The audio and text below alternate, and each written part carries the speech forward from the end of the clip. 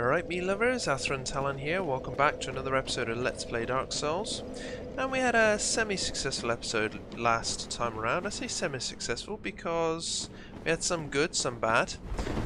We managed to beat the Demon Fire Sage. We managed to beat the Centipede Demon. We got the Orange Shard Ring, which allows us to walk on lava and take limited damage. So that was pretty successful. The unsuccessful stuff came in how long it took us to beat said bosses. Let's see if I can just get past here. Yeah, past playthroughs I managed to beat the Demon Fire Sage first attempt, and I think the Demon Centipede also in one attempt. This time around, not so successful. I think I was probably a little too cautious. Those of you who watched the previous episode will know that when I decided to drop the ranged stuff and just hack at the Centipede Demon, he died pretty quickly. Something I probably should have done before. Anyway, we're going to head into Lost Izalith. Hopefully this episode will be a little more prosperous for us. And we're going to have a chat to Solaire, who sat right here. Why? Why? After all this searching, I still cannot find it. As you may guess, he's still looking for his son. Having a great deal of success. We are going to catch the bonfire up to the Daughter of Chaos and take the lift just outside your room. And we're going to head down back to the Demon Fire Sage room.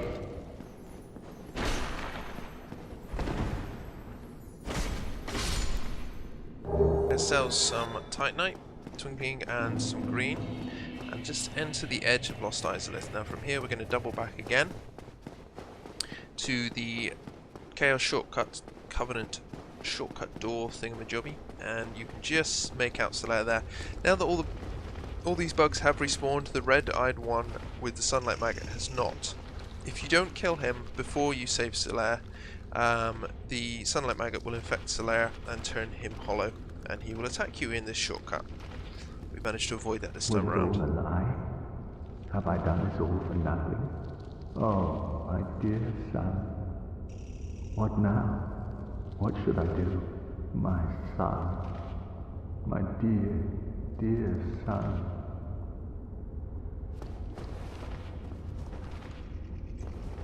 And Lordran has claimed another eternal optimist. Solaire is now, well, he's broken. It's a sad end to Solaire's story. We will be hopefully summoning him once more a bit later on. But it's just a bit sad that it's come to this, that he couldn't find his son and is, well, mentally broken, I suppose. We've got a prowling demon up ahead, Titanite Demon. These guys are a lot stronger now than they used to be. So we're going to be spamming it with great lightning spears, just as we always have. Providing I can actually hit him and don't fail miserably. Gonna just keep out of range of his weapon. Don't know why he even bothered rolling there, he's nowhere close to me.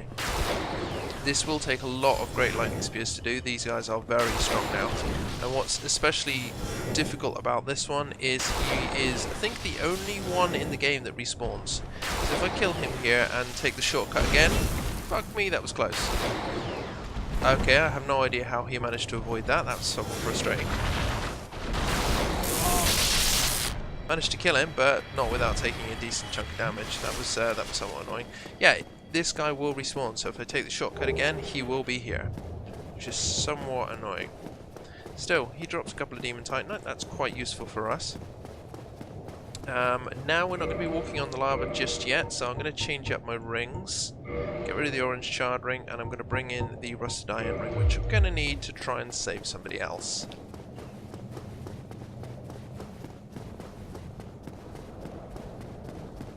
Head down into Lost Izalith proper, and there is a lot of these sort of flaming demon skull things, not skull things, rock statue things. I don't know.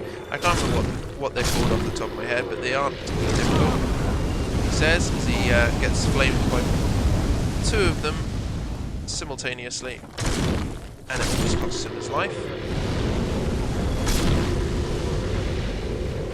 Never mind, there is cleared. They're not particularly difficult to kill, they do cause you a fair amount of damage, but they're easy to stun lock and take down. What we're going to do now is just head through here a little bit.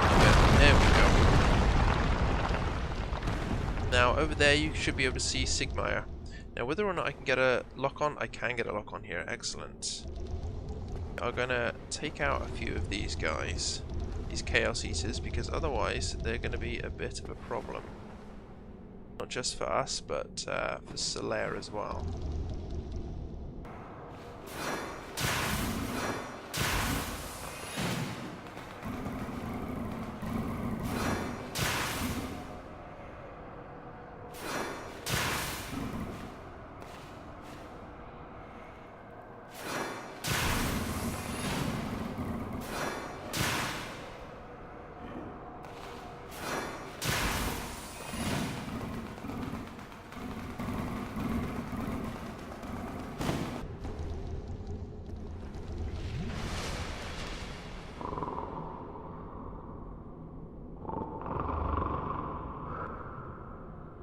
Siegmeyer, wake up. It's your line. Oh, excuse me. I was so absorbed in thought I just drifted away.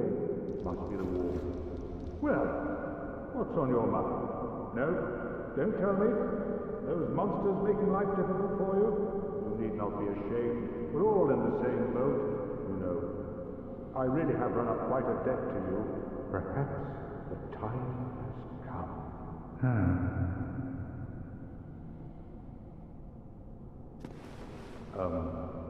Fred, I have an idea. A good one, really. I will rush those dire fiends, and you can slip away in the confusion. Please, Fred. I owe you much more than this. By the honor of the Knights of Katarina, allow me to assist you. And now, I go. Don't be slow. Go. We are going to give him a hand against this one. And there is one on the right hand side as well, hidden away. We've got a little bit of poison damage, not going to be too much of an issue. And there, done. Let's see, let's have a quick chat to Siegmeyer before we perish of poison. But you, didn't you get away? Well, you saved me, once again. Oh, thank goodness. I'm exhausted. I think I'll have a rest. No, don't you worry. The ground below me is my pillow. I'll recover shortly. See if he say anything else. Nope, he's asleep again.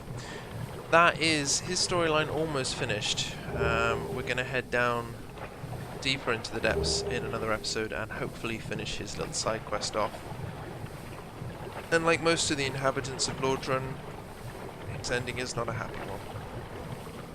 So I've burned through all of my spears, which is somewhat of an annoyance, and I need to remember how to get out of here. I suppose the plus side of the taking down that prowling demon again and again is because he's a good source of demon titanite, which is useful, I think, for leveling up boss weapons, if memory serves. And here we are back in Lost Izalith once more. Let's see if we can get a little bit further this time around.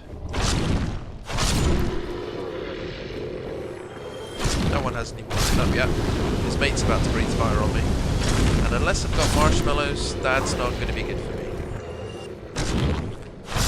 There we go. Fortunately, my fire resistance is a lot higher with this set of armor I found around the Ceaseless Demon area. Head upstairs.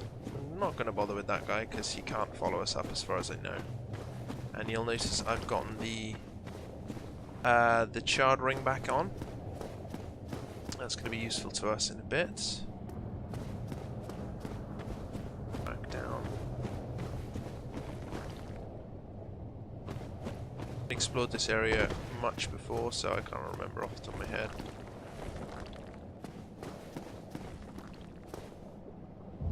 Yeah, I've kind of screwed up now.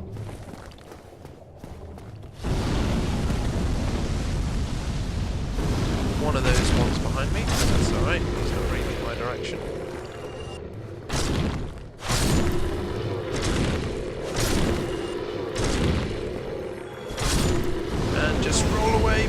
this one catches me. Poor stamina management on my part. I thought he was the last one. It was silly of me. Still, there's a heal.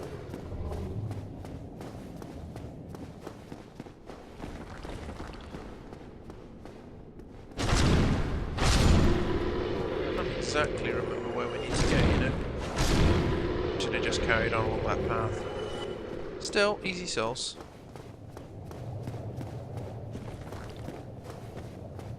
Rock demons. I'm over here. Over here. Another rock demon there, not one we can need to take on if we avoid him. Up the tree route. I think these are arch root trees. Arch tree roots. I'm having a hell of a time with my speech today, it's just not going well. I think I know where I am. Yep. There, in that tower in the middle, I think is another bonfire. I don't believe it's the way we need to go. I think we're actually going back on ourselves. This is the long way round. This is what the shortcut is meant to avoid. Or at least it would if I didn't take it backwards. So, back this way. Chaos heater at the top of the stairs. These things cause massive damage to your weapons, which you will have seen if I'd actually fought it up close earlier. For now, we're just going to cast a Great Lightning Spear and stab it in the back. Much easier to deal with.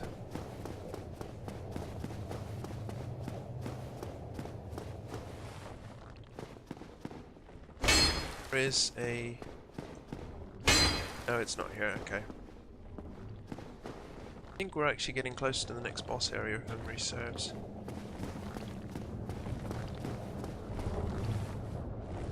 Switch back onto the Great Line. There we go.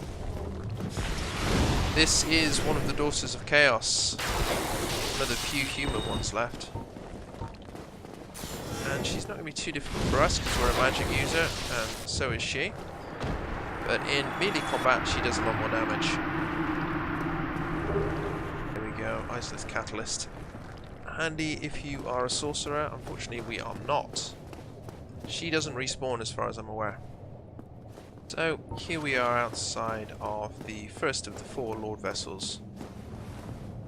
Lord Vessel Souls. Lord Souls. And this is the bed of chaos, what the Witch of Izalith turned herself into, the monstrous thing she turned herself into after failing to recreate the first flame with her experiments. She is. And she is a real pain in the ass. So what we're going to do is head around the outside, try and avoid her attacks. This is a bit of a puzzle boss, and even Miyazaki himself has said that he regrets this boss. It's a real pain in the ass. What you need to do is to get onto... Ow. Rude. Do you mind? I'm talking. Get into the orange orbs on each side. Break your way through, and then chop the root down. Now, it's here that the floor will start collapsing and making your trip round to the other one a lot more difficult. To avoid that, I am going to cheese it slightly. I'm going to quit, reload, and it should start us out by the Bed of Chaos' boss door.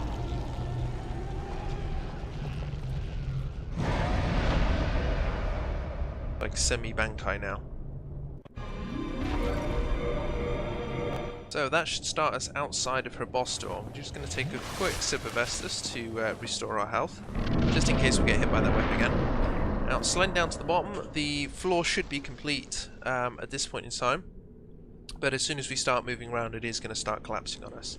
This kind of resets the boss arena slightly, and it just makes it easier than trying to make a lot of butt-ass awful jumps.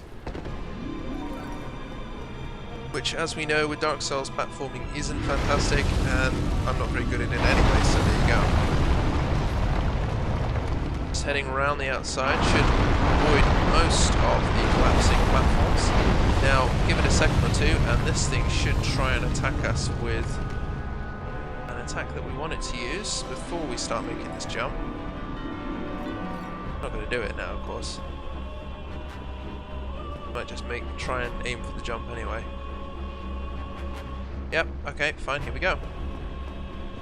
There we go, made that jump just. That gets us to the second area. And again, we got that slash just as we got in there. And there is the second one defeated. So we've got one more orb to get to, which is in the middle.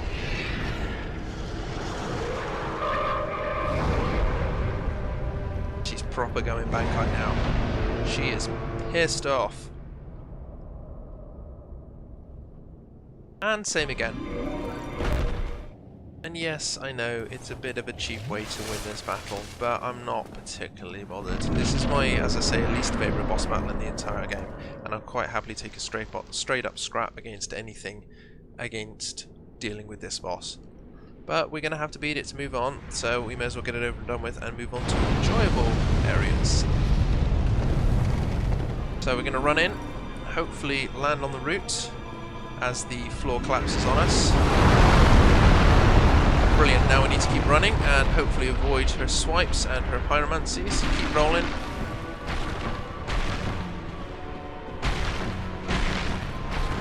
If we hang around too long, it will get us killed.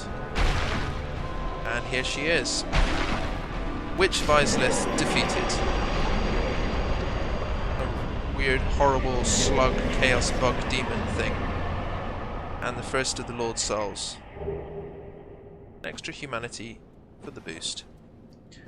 So there we go, that's that one beaten. And I guess it was a little bit cheesy, a little bit cheap, I'll give you that, but I'm just kind of glad it's done, to be honest with you. We're going to use those souls and go up to level 50 in Faith, and from here on in we're going to be focusing on other areas. That's done. And I've been trying to decide where to go next, and I think we're going to head back to the Duke's Archives. We made a start on that before to get the items we needed to start the DLC, but now we're going to enter it properly. So for that we need to head across to Anor Londo.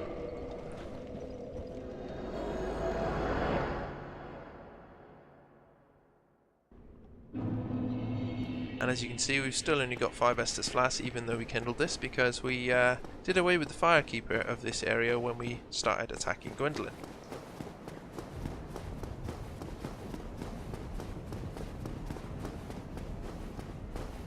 We're going to head back up towards the Duke's Archive, and I'll see you at the first bonfire.